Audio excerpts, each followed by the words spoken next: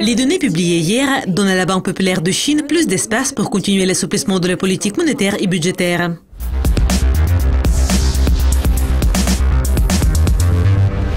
Les données sur l'inflation des prix à la consommation de la Chine pour mars ont déçu. Elles sont restées stables au niveau de 2,3% en glissement annuel. Les analystes prévoyaient le niveau de 2,5%, plus proche de l'objectif de la Banque centrale de 3%.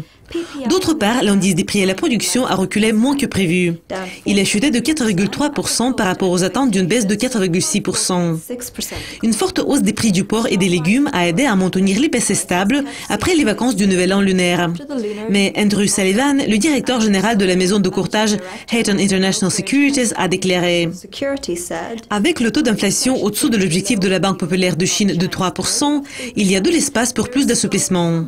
Le prix du porc a augmenté de plus de 24% en glissement annuel au premier trimestre, ayant atteint plus de 80 yuan ou 12,37 $ le kilogramme au cours du week-end. Les prix des produits alimentaires ont augmenté de 7,3% en glissement annuel en février.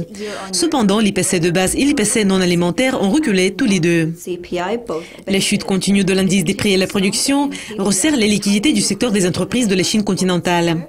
Et certains économistes croient que la Banque populaire de Chine va continuer l'assouplissement monétaire sous forme de baisse des taux d'intérêt.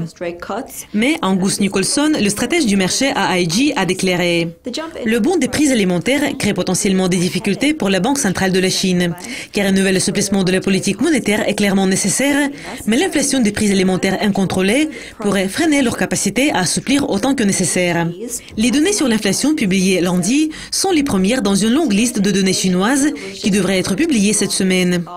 Ces chiffres pourraient souligner la nécessité d'une plus forte stimulation monétaire et budgétaire.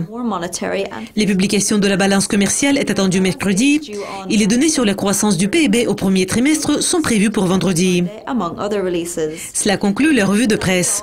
Ne manquez pas notre nouvel épisode des prévisions où nous allons parler du zloty polonais. Je m'appelle Louise Macaulay. À la prochaine.